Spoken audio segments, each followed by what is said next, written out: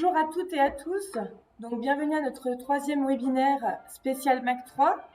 Donc, nous sommes en compagnie du directeur commercial France, John Thomas. Donc, John, je te laisse te présenter.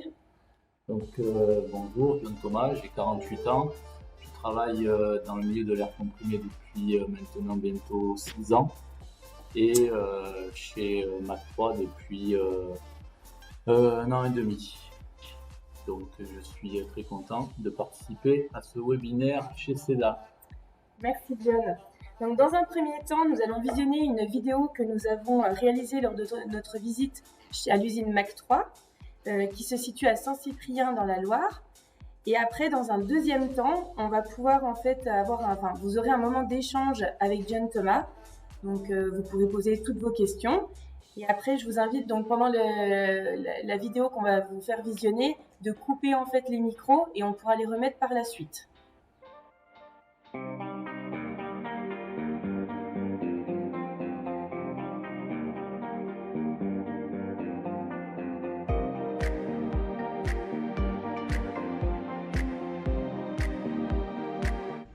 Bonjour à tous, aujourd'hui on se retrouve dans un nouveau vlog un peu spécial.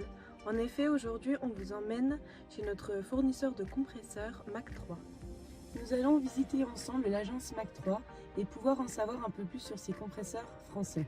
On vous embarque, c'est parti!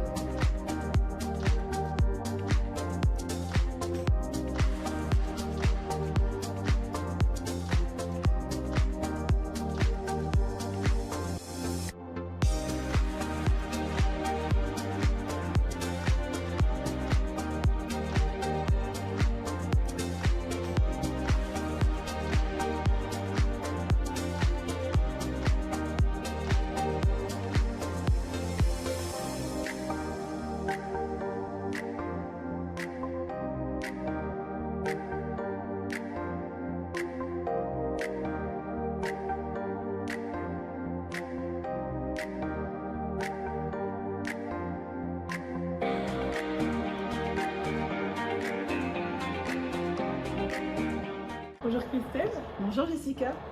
Pouvez-vous nous présenter votre société en quelques mots? Bien sûr. Mac 3 a été créé il y a 10 ans. On a commencé de zéro. C'était une page blanche. On avait simplement nos connaissances et notre savoir-faire. 10 ans après, nous avons réalisé une prise de commande l'année dernière de 13 millions d'euros. Donc on est passé de 0 à 13 millions. Et on est parti depuis le départ sur Paris Fou de l'industrialisation en France. Sur Paris Fou parce que beaucoup de gens nous ont dit mais c'est pas possible, vous ne pouvez pas fabriquer en France. Et c'est pour ça que nous aimons que les gens viennent nous rendre visite, justement pour se rendre compte que nous fabriquons réellement en France. On est parti sur rien du tout et c'est pour ça que nous commençons à nous structurer. Donc 10 ans après, nous structurons notre service commercial. Donc nous avons fait appel à 2 directeurs commerciaux, un pour la France avec John, un pour l'export avec Elif. Nous structurons également notre bureau d'études. Aujourd'hui, le bureau d'études, c'est 15% de nos effectifs. Nous travaillons également sur tout ce qui est production. L'atelier commence à être un peu petit, oui. Donc je sais pas, en arrivant, vous avez pu voir un permis de construire parce que nous développons notre atelier, nous doublons la surface de l'atelier pour pouvoir accueillir les 50 personnes que nous sommes aujourd'hui et qui vont continuer à se développer. Entendu.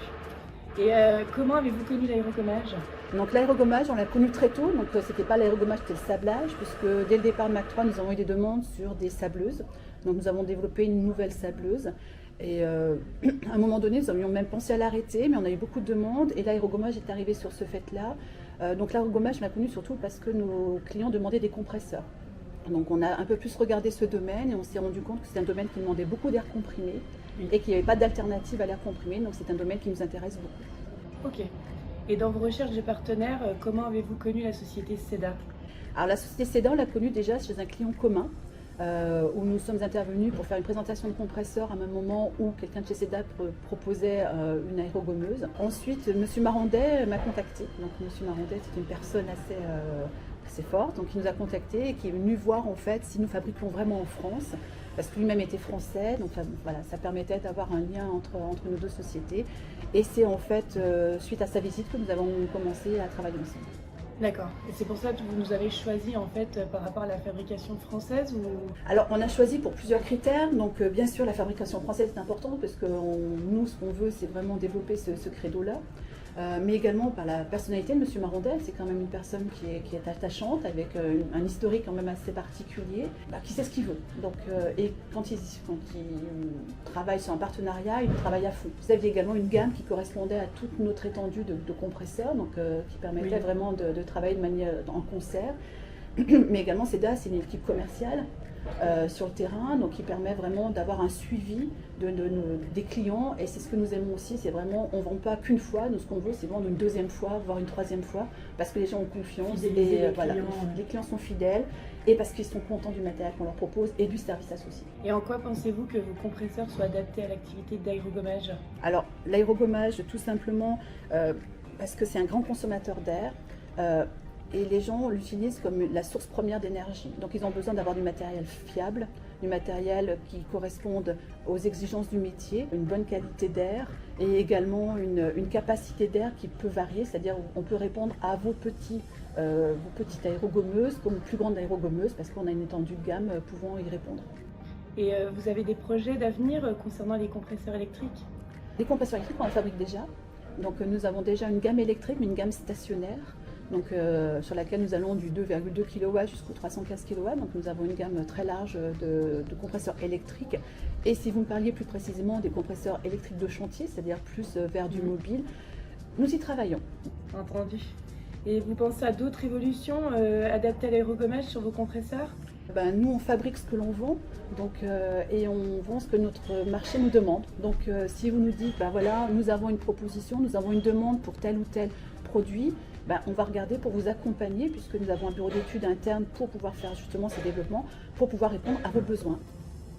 Donc oui, effectivement, en fait, vous adaptez au marché et à la demande de vos clients. C'est ce qui nous différencie aussi. On n'est pas là uniquement pour dire on est capable de fabriquer une boîte qui répond, qui fait de la comprimée. Non, on est là également pour apporter le service et les développements associés à ça. Et quels sont les avantages à opter pour un compresseur Mac 3? Il y a plusieurs avantages. Déjà au niveau sociétal, parce que c'est une fabrication française, donc on est dans la résilience, je dirais, puisqu'on n'est pas beaucoup, on est les derniers compressoristes mobiles français à fabriquer des outils pneumatiques, des compresseurs d'air thermique, des compresseurs d'air électrique. Donc voilà, donc on est dans la résilience. Donc au niveau sociétal, en achetant Mac 3, en achetant CEDA, on favorise les emplois français, donc c'est déjà important au niveau sociétal. Au niveau technique aussi. Donc aujourd'hui, on a développé des produits qui proposent des alternatives intéressantes. Je pense par exemple aux 5000 litres. Quand vous travaillez sur l'aérogommage, vous travaillez sur des portions de journée très importantes. Donc c'est pour ça qu'on a travaillé sur un réservoir 80 litres qui permet de tenir la journée complète, là où nos confrères sont des réservoirs plus petits, donc des problématiques de réponse à ces besoins-là. On a travaillé également avec une motorisation identique sur l'ensemble de notre gamme. Donc on travaille sur une motorisation Kubota, sur tout ce qui est moteur diesel, qui nous permet en fait d'avoir, Kubota c'est une réputation, c'est une technique, mais surtout une fiabilité qui permet justement d'assurer cette fiabilité dont les aérogommeurs ont besoin pour répondre à leurs travaux du quotidien. Exactement. Voilà. Merci beaucoup Christelle. Je t'en prie. Notre journée touche à sa fin.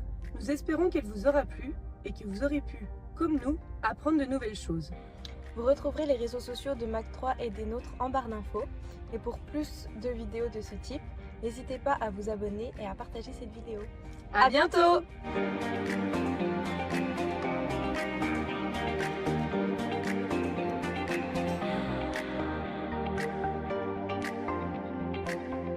Donc si vous souhaitez poser vos questions, vous pouvez directement la poser en direct ou alors via le chat sur le côté si vous souhaitez poser des questions, on reste à votre disposition. Moi, j'ai contacté votre entreprise parce que j'ai comme projet d'ouvrir un atelier de rénovation de meubles. Et oui, donc comme c'est tout intérieur, etc., je dois aller vers le compresseur électrique, j'ai pas le choix. Alors après, ça dépend. Il y a des personnes, par exemple, pour le relooking, effectivement, on utilise beaucoup des petites machines, des cap 8 ou des cap 10.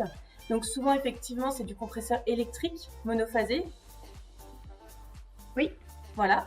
Mais après, ça va dépendre de votre activité, parce que des fois, si vous avez une forte demande, la différence entre un compresseur électrique ou un compresseur à vis, comme par exemple le MSP 1300, c'est que si par exemple vous voulez travailler des heures d'affilée sans vous arrêter, le compresseur à vis, il est capable de le faire. Il n'y a pas besoin de l'arrêter pour le laisser se reposer. À l'inverse, le compresseur électrique, tous les 3 quarts d'heure, il va falloir l'arrêter, attendre qu'il refroidisse avant de reprendre l'activité. En gros, un compresseur à vis, c'est des compresseurs un petit peu de chantier, c'est-à-dire qu'ils sont faits pour travailler en fait longuement. Il n'y a pas besoin de repos. Et le repos, quand vous dites repos, c'est genre... C'est le temps que ça refroidisse, donc généralement une bonne demi-heure. Après, ça dépend de la chaleur aussi, mais il faut que ça refroidisse avant de reprendre l'activité. Et donc c'est lui qui se coupe, qui se met comme sur un truc Non, sécurité. c'est à vous de le couper. Si vous ne le coupez pas, il va pouvoir travailler par exemple plus. La seule chose, c'est qu'on va user prématurément des pièces. Donc le compresseur sur 8 et le compresseur sur la 10, c'est le même temps de travail à peu près par rapport, donc 45 minutes, 1 heure, une demi-heure de pause. Ouais, c'est ça. En fait, c'est valable pour tous les compresseurs électriques ou les compresseurs thermiques à piston. Ça, c'est vraiment important parce qu'après, on va user en fait prématurément des pièces. C'est pas des compresseurs. Si vous voulez, l'aérogommeuse prend l'intégralité de la cuve. C'est pour ça qu'au bout d'un moment, il va chauffer. Et d'où en fait l'intérêt de le couper tous les 3 quarts d'heure, le temps qu'il refroidisse pour reprendre. Chose qu'on n'a pas avec les compresseurs à vis justement. Je prends la parole, donc John Thomas, Mac 3. Il y a 3 types de compresseurs. Donc vous avez le compresseur dit embarquable, le compresseur tractable et le compresseur stationnaire. Dans le compresseur embarquable tel qu'on vous le présente depuis tout à l'heure, il y a donc le MSP 1300, donc c'est un 1300 litres de débit, donc 1300 litres minute à 7 bars. Ça, c'est donc un compresseur qui a une cuve, un réservoir qu'on peut doper jusqu'à plus de 25 litres, on va dire, en autonomie. Donc là, vous n'avez pas besoin d'une autre énergie que le carburant, donc qui est de l'essence pour le 1300. Donc vous êtes en autonomie complète, intérieur, extérieur, façon de parler, parce que automatiquement, quand on est avec un compresseur thermique, on ne met pas un compresseur thermique à l'intérieur. Ou alors il faudrait bien ventiler, mais je ne le conseille pas. Ensuite, les compresseurs tractables, c'est ce qu'on voit derrière souvent les véhicules utilitaires. Donc vous avez un timon fixe ou réglable et vous allez le connecter à votre véhicule utilitaire, soit par un attache-boule ou tête de lapin, soit par un anneau. Donc là, ça c'est chez nous, on va dire pour les gammes de gommeuses que font SEDA, ce sera le MSP 3000 et le MSP 5000. Le compresseur à vis, donc tout à l'heure vous entendiez piston à vis, là on est dans tous les cas de figure sur ces compresseurs là, c'est de la vis, donc c'est un moteur thermique qui va entraîner un bloc de compression qui est lui-même, donc cette vis, elle est à l'intérieur, il y a de l'huile hydraulique. C'est ce qui va servir en fait à refroidir la vis et refroidir automatiquement l'air. La température finale de compression va monter jusqu'à 80-90 degrés. Il y a un système de refroidisseur de cette huile qui fait que vous pouvez utiliser votre compresseur toute la journée. La seule fois où vous aurez à l'éteindre ou en tout cas à faire des pauses, c'est pour remplir le carburant. Donc ça c'est la possibilité d'utiliser votre compresseur toute la journée. Il faut faire une distinction entre cette huile de refroidissement et ce que tout à l'heure j'écoutais et j'entendais parler, le refroidisseur final, soit intégré sur le 3000 litres et le 5000 litres, soit déporté sur le 1300 litres. Pourquoi il est déporté? Parce que évidemment c'est un refroidisseur externe qui va vous permettre de refroidir l'air pour avoir une qualité d'air qui n'entraînera pas un colmatage ou en tout cas des problèmes sur la gommeuse. C'est pour ça qu'on refroidit l'air. L'air, généralement, on le refroidit à peu près de 10-15 degrés par rapport à la température ambiante. Donc si là il fait 30 degrés, on sera peut-être à 45-50 degrés. Alors quand je dis on le refroidit, il ne sera jamais en dessous de la température ambiante. Ça, c'est à considérer, refroidissement de l'air. Le débit, je vous en ai parlé. La pression, de toute façon, là on est sur des gommeuses qui sont 8 bars de flow monté. D'accord, bon ça il faut le dire au départ. Donc tous les compresseurs de toute façon ont une régulation. Au départ on se dit tiens, si c'est du Nous, c'est du 7 bars, du 10 bars par exemple, on monte jusqu'à 15 bars aussi. Et c'est un réglage. Cézanne nous dit au départ, je veux tel ou tel modèle. Donc ça, c'est pour les compresseurs embarquables et tractables. Enfin, depuis tout à l'heure, vous parlez de stationnaire. Il faut savoir, en stationnaire, il y a la même chose en thermique, mais je vous dirais, l'intérêt, je le vois pas trop du stationnaire concernant les gommeurs, parce que il existe des compresseurs industriels à vis aussi qui font exactement la même chose, mais ils sont électriques. Et c'est vrai que même si c'est un coût important, quand on est en stationnaire, il n'y a pas le problème de la cuve, le problème du carburant et ainsi de suite. Donc un compresseur à vis électrique avec un petit réseau qui va bien, c'est-à-dire un réseau d'air, le sécheur qui va bien, et ainsi de suite, traitement de l'air donc, et après vous pouvez utiliser votre compresseur toute la journée. Mais là, ça vraiment c'est pour des applications, des utilisations qui sont intensives. C'est pas pour faire du relooking, j'entendais relooking, là on va commencer à parler de compresseur à vis quand on va avoir une utilisation d'air comprimé 3-4 heures par jour.